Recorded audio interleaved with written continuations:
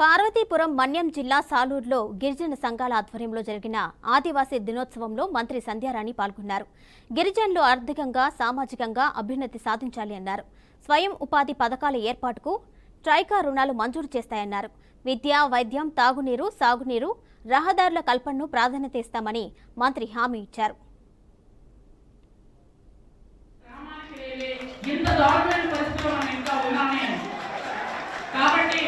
నేను మంత్రైన నెల రోజుల్లోనే 31 గ్రామాలకి వాటర్ స్కీమ్స్ ఇచ్చాను.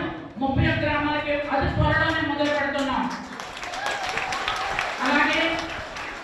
అలాగే మిగిలిన అంటే సాలూరు మండలం, పాచిపట్ట మండలం, మక్కువ మండలం వాటికి 31 ఇచ్చాం. ఇంకా మనకు 70 రెడీగా ఉన్నాయి. ఆ 70 కూడా మీకు 15 రోజుల్లో శాంక్షన్ చేసి పెడతాం. ఏ గ్రామానికి కూడా తాగడానికి నీళ్లు లేవనే మాట గురించి వినిపించకూడదు. అలాంటి ఏదంటే దయచేసి నాకు తెలియజేయండి. రండి, నేను ఏ పార్టీ అయినా పట్టించుకోను. గిరిజనులు ఎక్కడ